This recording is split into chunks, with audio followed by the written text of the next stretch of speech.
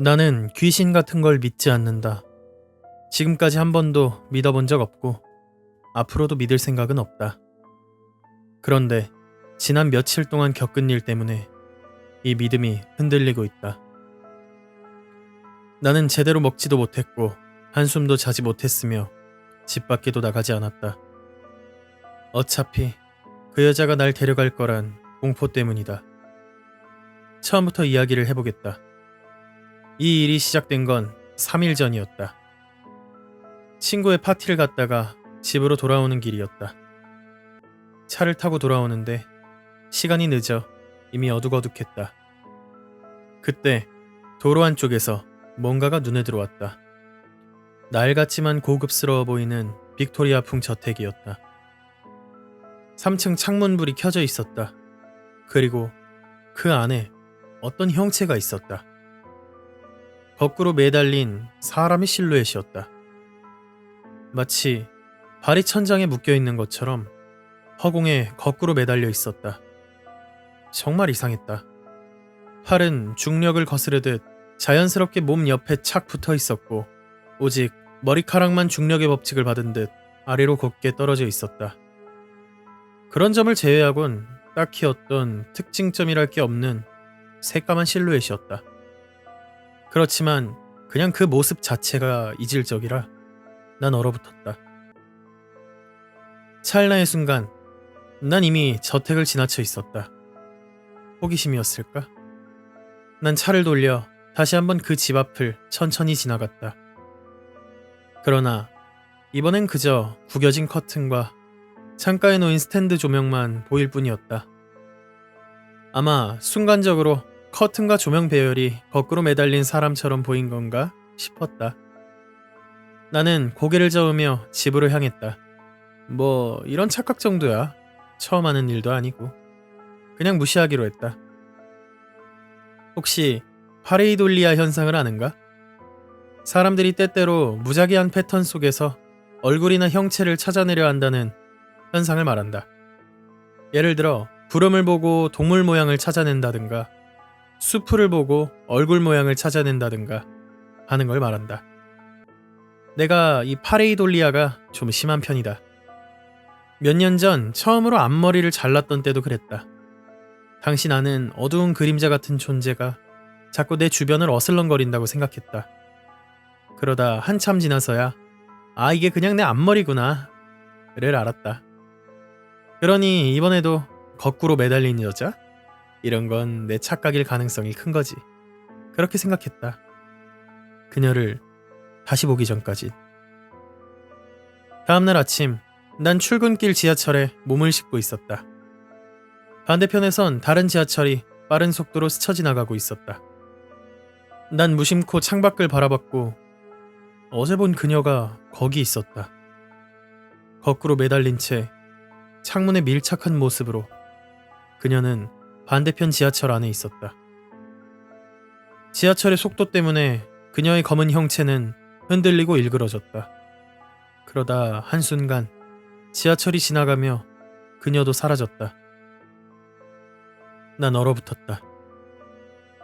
그냥 검은색 자켓이 좌석 위에 걸쳐져 있던 걸까? 심장이 미친 듯이 뛰었다. 난 창밖에서 눈을 떼지 않은 채 출근길 내내 주변을 살폈다. 그렇지만 그 후 지하철에선 아무 일도 일어나지 않았다. 출근하는 사람들, 핸드폰을 바라보는 승객들, 딱히 이상한 점은 없었다. 역에 도착했을 때 내 다리는 후들거렸고 그대로 쓰러질 것 같았다. 난 간신히 몸을 지탱하며 직장으로 향했다. 퇴근길에도 그녀는 나타나지 않았다. 집에 도착한 나는 생각을 지우기 위해 드라마를 정주행하고 한 봉지 가득한 감자칩을 꾸역꾸역 먹어치웠다. 그리고 마침내 잠이 들었다. 그러다 3시 3분에 깨어났다. 온몸이 차가운 땀으로 뒤덮여 있었다. 심장이 미친 듯이 뛰고 있었지만 어떤 악몽을 꿨는지조차 기억나지 않았다. 보통 이렇게 깨어날 때면 어렴풋하게라도 꿈에 잔재가 남아있기 마련인데 이번에는 아무것도 없었다. 난 뒤척이며 이불을 턱 밑까지 끌어올렸다. 그리고 다시 눈을 감으려던 순간 난 방 안의 어둠 속에서 뭔가 이상한 걸 발견했다. 난 숨을 헐떡이며 눈을 떴다. 가슴이 미친 듯이 뛰었다. 어둠 속을 뚫어져라 보니 어둠 속에서 침대 옆 협탁, 책장, 벽에 걸린 액자가 천천히 형태를 드러냈다. 모든 것이 제자리에 있었다. 단 하나만 제외하고. 너무 어두웠다. 평소와는 달랐다. 왜 이렇게 어둡지? 빛이... 난 천천히 몸을 돌려 창문을 바라보았다. 늘 짜증나게 비쳐오던 가로등 불빛이 오늘은 보이지 않았다. 난 숨을 삼키며 천천히 자리에서 일어났다. 조심스럽게 창문으로 다가갔다. 그리고 커튼을 걷었다. 그 순간 다리가 풀려 바닥에 주저앉고 말았다. 그녀가 거꾸로 매달려 있었다. 지붕 처마에 발목이 묶인 채 창문에 바싹 붙어 있었다. 그녀의 팔은 힘없이 늘어져 있었고 머리카락은 바람에 흔들리며 곧게 떨어져 있었다. 그리고 그녀의 몸 전체가 바람을 따라 미세하게 흔들리고 있었다. 난 거의 비명을 지를 뻔했다. 커튼을 확 잡아당겨 닫았다. 곧장 스탠드 조명을 켜고 다시 창문 쪽으로 조심스럽게 다가갔다. 커튼 사이로 아주 작은 틈만 남긴 채 다시 밖을 들여다봤다. 없었다. 그녀는 사라지고 그 자리에 다시 가로등 불빛과 밤하늘의 별들만이 남아있었다. 다음날 아침 난 애써 정신을 다잡았다. 꿈이었어. 어제 그건 아무리 생각해도 꿈이야. 사람이 꿈과 현실의 경계에 있을 때 그 순간을 하프드림이라고 부른다. 우리 뇌는 그 애매한 순간에 이상한 환각을 만들어내곤 한다. 난 이미 이런 경험을 몇 번 해봤다. 그러니까 분명 꿈이었겠지. 그렇게 믿고 싶었다. 하지만 속으로는 알고 있었다. 그건 합리화였다. 난 출근길 내내 머릿속이 복잡했다. 절대 창밖을 보지 않으려 했었다. 직장 동료 제프는 농담 삼아 엄청 피곤해 보이는데? 어제 뭐 했어?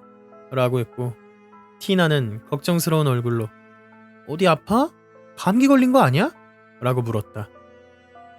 하지만 난 아무 말도 하지 않았다. 어차피 믿어주지도 않을 테니까. 집에 돌아오자마자 난 컴퓨터를 켜고 검색을 시작했다.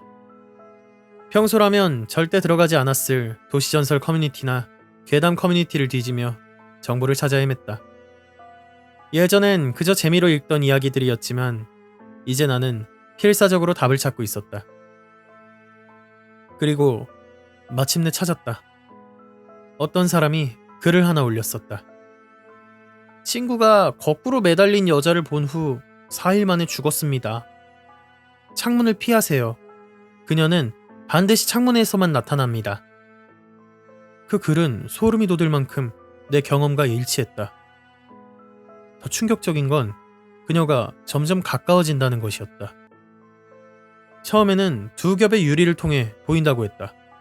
예를 들면 자동차 창문 너머나 지하철 창문 너머처럼 멀리 있지만 시간이 지날수록 사이 창문 간격이 좁아진다고 했다.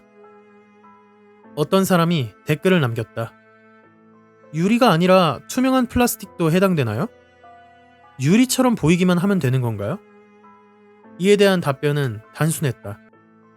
반드시 유리 혹은 유리와 비슷한 재질이 필요합니다. 하지만 유리와 비슷한 재질이 무엇인지에 대한 설명은 없었다. 난 절망했다. 세상에 창문 없는 공간이 어딨냔 말이야. 결국 나는 지하실로 대피하기로 결정을 내렸다. 난 부엌에서 음식과 물, 옷까지 몇 벌을 챙겨 눈을 반쯤 감은 채 지하실로 몸을 옮겼다.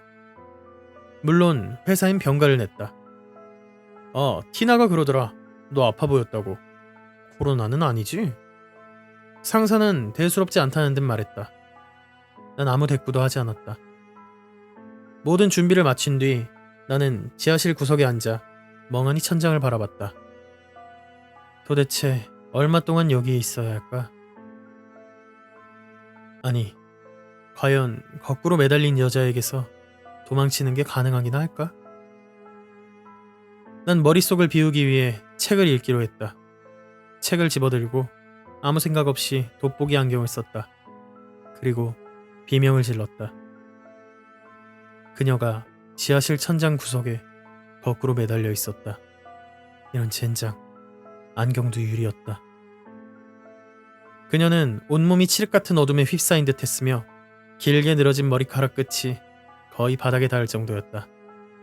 그리고 이번엔 그녀가 움직였다. 끔찍한 속도로 온몸을 뒤틀듯 비틀면서 천장에서 뚝 하고 떨어지더니 손과 발을 이상하게 꺾어가며 날 향해 달려왔다. 난 비명을 지르며 안경을 벗어던졌다. 하지만 이미 늦었다. 팔에 극심한 통증이 번졌다. 팔을 내려다봤다. 거기엔 네 줄의 깊은 긁힌 상처가 있었다. 상처에서는 붉은 피가 뚝뚝 떨어지고 있었다. 그게 내가 마지막으로 본 그녀의 모습이었다. 지금 나는 지하실에 틀어박혀 있다. 창문도 유리도 없는 이곳에서 오늘이 셋째 날. 인터넷에서 찾은 그 글에 따르면 그 사람은 넷째 날에 죽었다. 넷째 날까지 살아남으면 어떻게 되는 걸까? 그녀가 다른 목표로 옮겨가는 걸까? 아니면 유리가 있든 없든 어떻게든 나타나서 날 죽여버리는 걸까? 내일이 오지 않기만을 바랄 뿐이다.